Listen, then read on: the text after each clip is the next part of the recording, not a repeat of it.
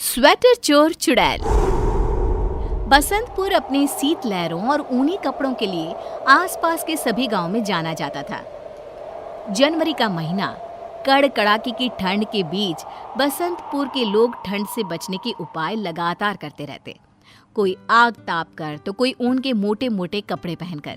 इसी बीच मोहन अपने परिवार के साथ अपने घर में आग ताप रहा होता है। इस बार तो हर बार से ज्यादा ठंड गिर रही है। बाबा रे, हाथ में महसूस ही नहीं हो रहा। मेरे हाथ तो बर्फ हो गए हैं। तभी रसोई से चंपा वहां आती है। खाना तैयार हो गया है, चलिए सब खा लेते हैं। अरे चंपा, स्वेटर क्यों नहीं पहना तुमने? ठंड लग जाएगी ना तुम्हें। काम करते वक्त गर्मी सी लगी तो एक बार स्वेटर खोल लिया था। अभी जाकर पहन लेती हूँ, वरना ठंड की चपेट में आ गई तो फिर तो मैं गई। चंपा अपने कमरे में जाती है जहाँ उसने स्वेटर खोल कर रखा था, पर वहाँ स्वेटर होता ही नहीं। होती है तो दुर्गंध। हाय रे अम्मा, हमारा स्वेटर कहाँ चला गया? अरे ये दुर्गंध, बाप रे बाप, नाक के बाल ही चल जाए। सुनिए जी, हमारा स्वेटर नहीं मिल रहा। चंपा की आवाज सुनकर मोहन कमरे में आता है। अरे क्या हो गया चंपा?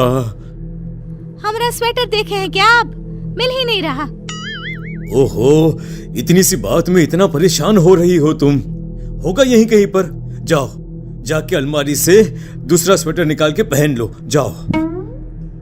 चंपा जैसे ही अलमारी खोलती है, उसमें से सड़े मांस की बदबू आती है। अरे ये क्या भरकर रखा है तूने अलमारी में? इतनी दुर्गंध। चंपा अलमारी में देखती है, पर वहाँ भी कोई स्वेटर नहीं होता। इस स्वेटर कहाँ गए? किसने कर लिया स्वेटर चोरी? हे भगवान, अब मैं क्या पहनूं? जब तक कुछ मिल नहीं जाता तू रजाई ओढ़कर बैठ। मैं आता हूँ नया स्वेटर लेकर, ठीक है? मोहन अपने दोस्त के घर रात को स्वेटर लेने जाता है। अरे प्रेमदास, जरा बाहर तो आ, तेरी भाभी को स्वेटर चाहिए। अरे भाई, इतनी रात को स्वेटर चाहिए? अच्छा, माल तो है घर पर। रुक, मैं लेकर आता हूँ। मोहन जैसे ही कमरे में जाता है, बदबू से उसकी जान निकलने लग जाती है। वो जैसे तैसे कमरे में जाता है, पर अंदर एक भी स्वेटर नहीं होता। उसकी नजर खिड़की पर पड़ती है, जहाँ एक चुड़ैल स्वेटर को लेकर भाग रही थी। अरे मोहनवा, अरे अंदर आ जाओ भाई। अरे हम तो लुट गए, बर्बाद हो गए।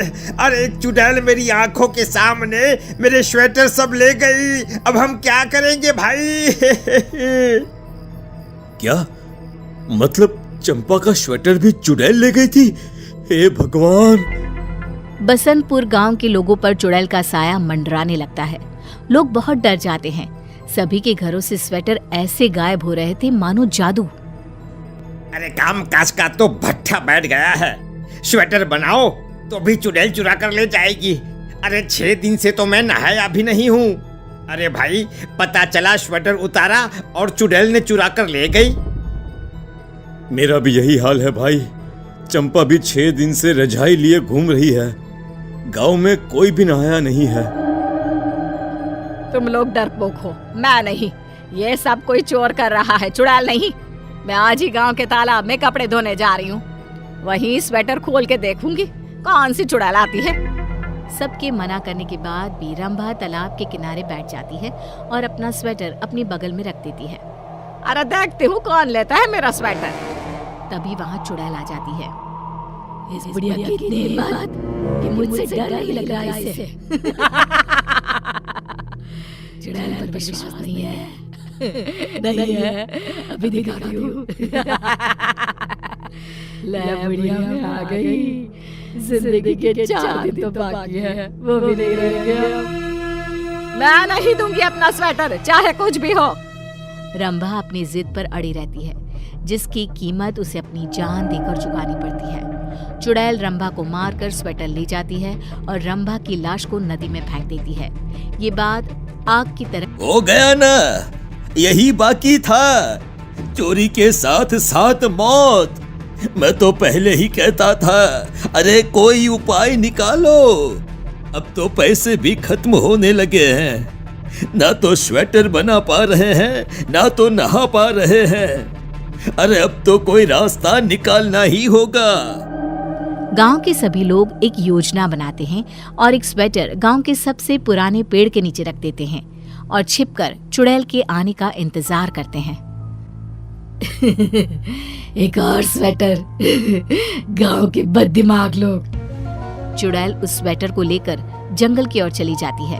सभी गांव वाले उसके पीछे पीछे जाते हैं, जहां वो लोग देखते हैं कि चुड़ैल गांव के सभी स्वेटर को एक गुफा में छुपाकर बैठी हुई है।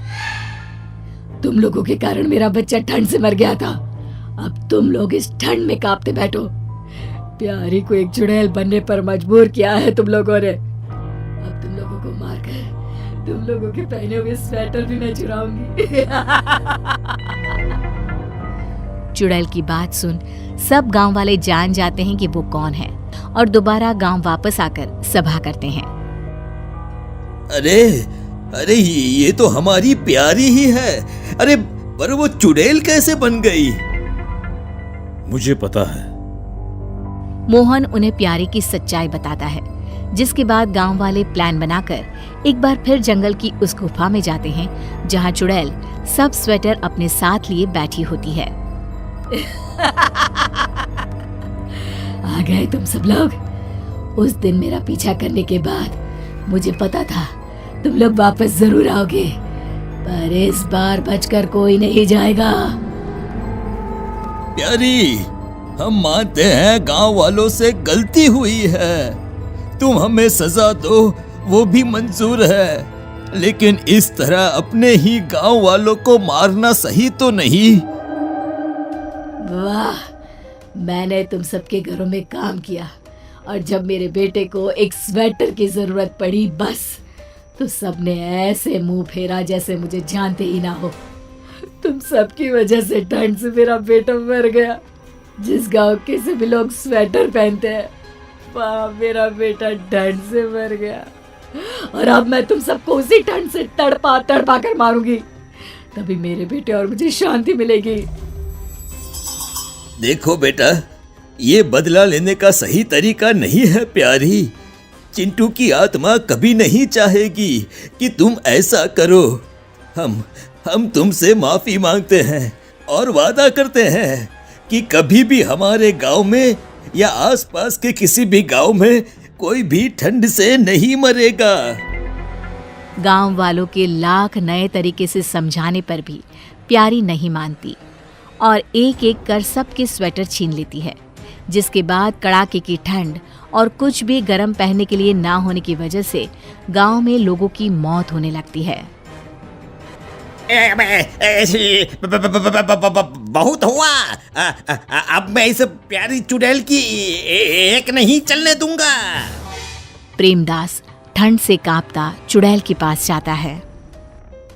प्यारी बहन, देखो मैं तुम्हारा दर्द समझ सकता हूँ और मैं गांव वालों और अपने बर्ताव के लिए माफी भी मांगता हूँ।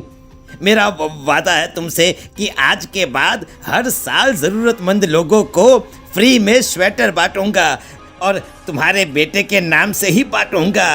लेकिन अभी तुम गांव वालों को उनके गर्म कपड़े वापस कर दो। सब अपने किए पर बहुत शर्मिंदा हैं और पछता भी रहे हैं। अब माफ कर दो बहन, माफ कर दो।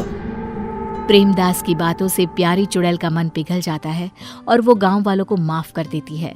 गांव वाले प्यारी और उसके बेटे की आत्मा की शांति पूजा करवाते हैं और अपने वादे के मुताबिक सब काम भी करते हैं।